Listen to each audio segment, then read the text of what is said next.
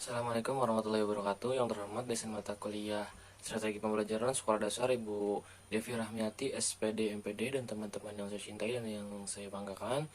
Pertama-tama marilah kita panjatkan puji serta syukur kehadiran Allah Subhanahu wa taala yang mana telah memberikan kita kenikmatan iman Islam dan juga kesehatan sehingga kita semua bisa bertemu di pembelajaran pada kali ini dengan keadaan sehat walafiat. Salam beserta salam semoga tercurah limpahkan kepada junjungan Nabi besar kita yakni Nabi Muhammad Sallallahu Alaihi Wasallam. Sebelumnya izinkan memperkenalkan diri, nama saya Muhammad Iqbal Nugraha dengan NPM 250 selaku moderator yang akan memimpin jalannya diskusi pada kali ini. Lalu di sini ada anggota kelompok 11, yakni yang pertama ada Deni Intan dengan NPM 2150666 sebagai pemateri pertama. Yang kedua ada Nadila Sufaliani dengan NPM 215060040 sebagai pemateri ketiga. Dan yang terakhir saya sendiri sebagai pemateri ketiga, Muhammad Iqbal Nugraha dengan NPM 2506074. Assalamualaikum warahmatullahi wabarakatuh. Perkenalkan, nama saya Dai Intan dengan NPM 215060066. Di sini saya akan menjelaskan tentang pengertian strategi pembelajaran afektif. Dalam dunia pendidikan, strategi diartikan sebagai a plan, method, or series of activities designed to achieve a particular education goal. Ini menurut David tahun 1976. Jadi, dengan demikian, strategi pembelajaran dapat diartikan sebagai perencanaan yang berisi tentang rangkaian kegiatan yang didesain untuk mencapai tujuan pendidikan tertentu. Kata afektif berasal dari bahasa Inggris, yaitu affective. Wagnalls menyebutkan bahwa affective is pertaining to or exciting affection. Kata afektif sendiri terbentuk dari kata kerja, yaitu affect. Afek berarti kasih sayang, kesayangan, cinta, perasaan, emosi, suasana hati, dan temperamen. Dalam istilah psikologi, kata afek yang berasal dari bahasa Inggris ini kemudian diindonesiakan menjadi afek, A-F-E-K. Kata afek mendapatkan akhiran if, sehingga berubah menjadi afektif. Dalam kamus umum bahasa Indonesia menyebutkan bahwa yang dimaksud dengan afektif adalah yang pertama ada berkenaan dengan perasaan, yang kedua keadaan yang mempengaruhi keadaan penyakit atau penyakit jiwa, yang ketiga ada gaya atau makna yang menunjukkan perasaan.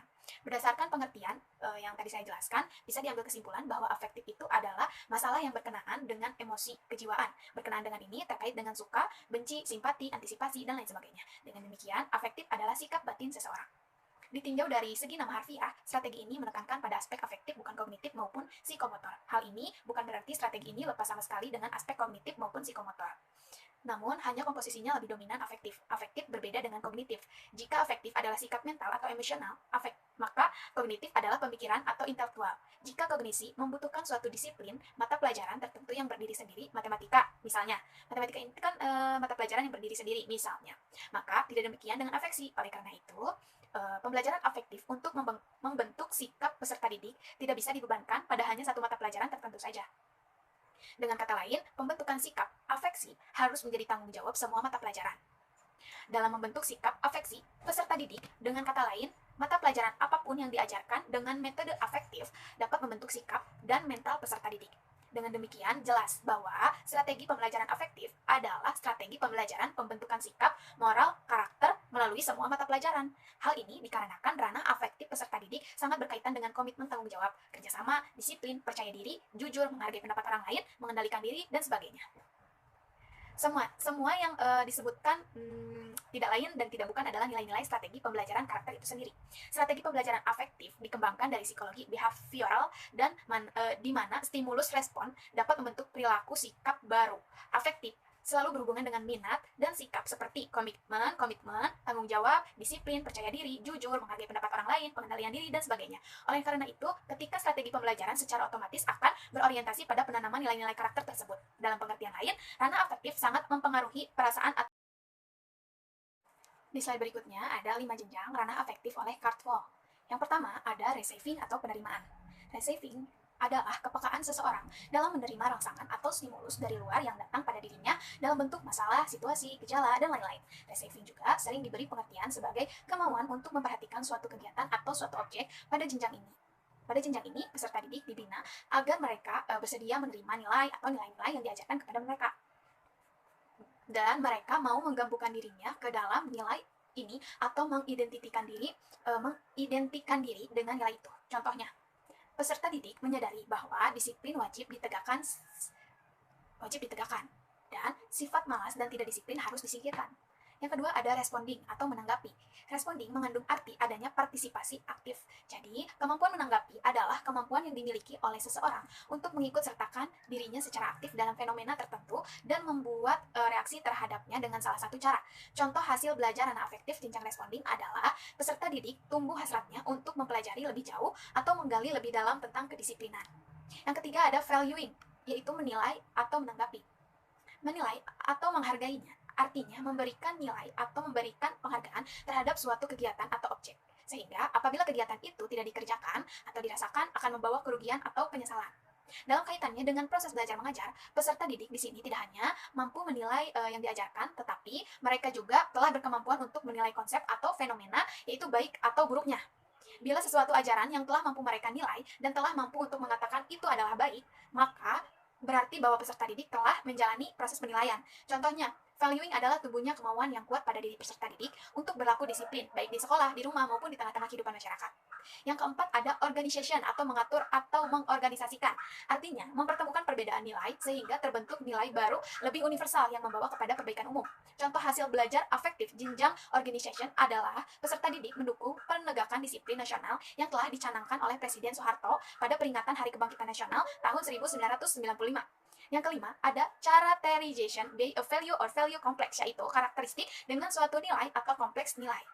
Yakni keterpaduan semua nilai yang telah dimiliki seseorang yang mempengaruhi pola kepribadian dan tingkah lakunya. Nilai ini telah tertanam secara konsisten pada sistemnya dan telah mempengaruhi emosi. Ini adalah merupakan tingkatan afektif tertinggi karena sikap batin telah benar-benar bijaksana. Ia telah memiliki filosofi of life yang mapan. Contohnya, siswa telah memiliki kebetulan sikap wujud peserta didik menjadikan perintah Allah Subhanahu wa taala yang tertera dalam Al-Qur'an pada surat Al-Asr sebagai pegangan hidupnya dalam hal yang menyangkut kedisiplinan, baik di sekolah, di rumah maupun di tengah-tengah kehidupan masyarakat. Tingkah laku afektif adalah tingkah laku yang menyangkut keanekaragaman perasaan, seperti orang takut, marah, sedih, gembira, kecewa, senang, benci, dan sebagainya. Tingkah laku seperti ini tidak terlepas dari pengaruh pengalaman belajar. Oleh karenanya, ia juga dapat dianggap sebagai perwujudan perilaku belajar. Dalam dimensi yang lebih luas, dimensi afeksi atau afektif merupakan sisi kejiwaan psikis peserta didik yang relatif sulit dibaca dan diukur secara kognitif. Namun, demikian, hal ini bukan berarti mustahil dijelajahi. Melalui gejala psikologi yang ditimbulkan, perilaku, kedisiplinan, sikap, dan lain-lain, dimensi afeksi peserta didik dapat dipelajari bahkan dibentuk sesuai asas-asas pendidikan. Dimensi afeksi seringkali disebut sebagai dimensi emosi. Berbagai penelitian menunjukkan bahwa emosi atau afektif mempunyai pengaruh besar bagi keberhasilan belajar peserta didik.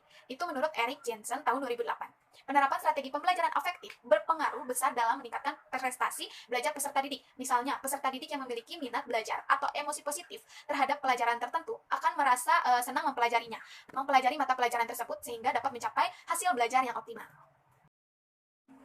Di slide berikutnya ada tujuan strategi pembelajaran afektif.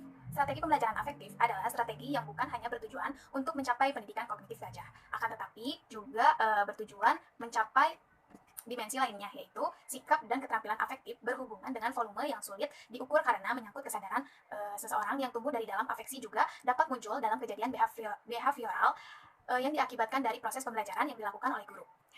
Strategi pembelajaran afektif memang berbeda dengan strategi pembelajaran kognitif dan psikomotor. Afektif berhubungan dengan nilai atau value yang sulit diukur. Oleh sebab itu, menyangkut kesadaran seseorang yang tumbuh dari dalam diri siswa, dalam batasan tertentu memang afeksi dapat muncul dalam kejadian behavioral. Akan tetapi penilaiannya untuk sampai kepada kesimpulan yang bisa dipertanggungjawabkan membutuhkan ketelitian dan observasi yang terus-menerus. Dan hal ini tidaklah mudah untuk dilakukan apabila menilai perubahan sikap sebagai akibat dari proses pembelajaran yang dilakukan. Guru di sekolah tidak bisa menyimpulkan bahwa sikap anak itu baik, misalnya dilihat dari kebiasaan bahasa atau sopan santun yang bersangkutan sebagai akibat dari proses pembelajaran yang dilakukan guru. Mungkin sikap itu terbentuk oleh kebiasaan guru dalam keluarga dan lingkungan sekitar. Strategi pembelajaran afektif pada umumnya menghadapkan siswa pada situasi yang mengandung konflik atau situasi yang problematis dan pengajar dapat membina dalam menyelesaikan masalah tersebut sesuai dengan tingkat nilai, kemampuan masing-masing. Dalam pengaplikasian terhadap pembelajaran yang diberikan guru, dalam pemberian contoh terhadap yang diberikan guru, hendaknya siswa difasilitasi dengan lingkungan yang baik. Saya lihat sebagai sekolah bahwasannya lingkungan sekitar sekolah tidak nyaman untuk melakukan pembelajaran yang afektif dan juga lingkungan masyarakat, maka dari itu pembentukan sikap akan sulit dilaksanakan. Misalnya ketika anak diajarkan tentang keharusan bersifat jujur dan disiplin, maka sifat tersebut akan sulit internalisasi manakala lingkungan di luar sekolah anak banyak melihat perilaku ketidakjujuran dan ketidakdisiplinan. Walaupun guru sekolah begitu keras menekankan pentingnya sikap tertib berlalu lintas, maka sikap tersebut akan sulit diadopsi oleh anak manakala ia melihat begitu banyak orang-orang yang melanggar lalu lintas. Demikian juga walaupun di sekolah guru-guru menerangkan dan menegaskan perlunya bagi anak untuk berkata sopan dan halus disertai contoh perilaku guru. Akan tetapi sifat itu juga diterima oleh anak manakala di luar sekolah begitu banyak manusia yang berkata kasar dan tidak sopan. Mungkin cukup sekian pemaparan materi dari saya. Saya kembalikan kepada moderator. Assalamualaikum warahmatullahi wabarakatuh. Izin memperkenalkan diri. Nama saya adalah Safalini dengan PM 1500640. Di sini saya akan membacakan materi tentang tingkatan dan karakteristik ranah afektif. Yang pertama, tingkatan. Menurut Cardwell 1961, bila ditelusuri hampir semua tujuan kognitif mempunyai komponen afektif. Dalam pembelajaran sains, misalnya di dalamnya ada komponen sikap ilmiah. Sikap ilmiah adalah komponen afektif. Tingkatan ranah afektif menurut taksonomi Cardwell ada 5, yaitu receiving atau attending, responding, feeling, organization, dan characterization. 1. Tingkat receiving. Pada tingkat receiving atau attending, peserta didik memiliki keinginan memperhatikan suatu fenomena khusus atau stimulus, misalnya kelas, kegiatan musik, buku, dan sebagainya. Tugas pendidik mengarahkan perhatian peserta didik pada fenomena yang menjadi objektif pembelajaran afektif. Misalnya, pendidik mengarahkan peserta didik agar senang membaca buku, senang bekerja sama, dan sebagainya. Kesenangan ini akan menjadi kebiasaan, dan hal ini yang diharapkan yaitu kebiasaan yang positif. 2. Tingkat responding. Responding merupakan partisipasi aktif peserta didik, yaitu sebagai bagian dari perilakunya. Pada tingkat ini, peserta didik tidak saja memperhatikan fenomena khusus, tetapi ia juga bereaksi. Hasil pembelajaran pada ranah ini menekankan pada pemerolehan respons, berkeinginan memberi respons, atau kebiasaan dalam memberi respon. Tingkat yang tinggi pada kategori ini adalah minat, yaitu hal-hal yang menekankan pada pencarian hasil, kesenangan pada aktivitas khusus. Misalnya, senang membaca buku, senang bertanya, senang membantu teman, senang dengan kebersihan dan kerapihan, dan sebagainya. Yang ketiga, tingkat feeling. Feeling melibatkan penentuan nilai, keyakinan atau sikap yang menunjukkan derajat internalisasi dan komitmen, derajat derajat rentangannya mulai dari menerima suatu nilai, misalnya keinginan untuk meningkatkan keterampilan, sampai pada tingkat komitmen. Feeling atau penilaian berbasis pada internalisasi dari seperangkat nilai yang spesifik. Hasil belajar pada tingkat ini berhubungan dengan perilaku yang konsisten dan stabil agar nilai dikenal secara jelas. Dalam tujuan pembelajaran, penilaian ini diklasifikasikan sebagai sikap dan apresiasi. Yang keempat, tingkat organization. Pada tingkat organization, nilai satu dengan nilai lain dikaitkan, konflik antar nilai diselesaikan, dan mulai membangun sistem nilai internal yang konsisten.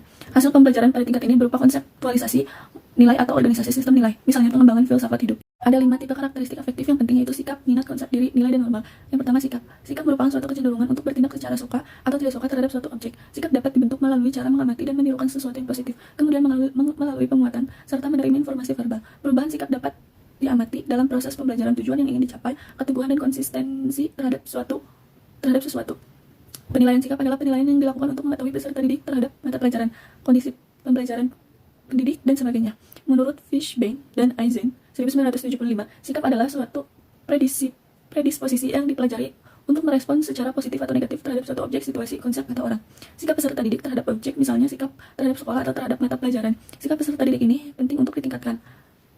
Sikap peserta didik terhadap mata pelajaran, misalnya bahasa Inggris, harus lebih positif setelah peserta didik mengikuti pembelajaran bahasa Inggris dibanding sebelum mengikuti pembelajaran. Perubahan ini merupakan salah satu indikator keberhasilan pendidik dalam melaksanakan proses pembelajaran. Untuk itu, pendidik harus membuat rencana pembelajaran termasuk pengalaman belajar peserta didik yang membuat sikap peserta didik terhadap mata pelajaran menjadi lebih positif.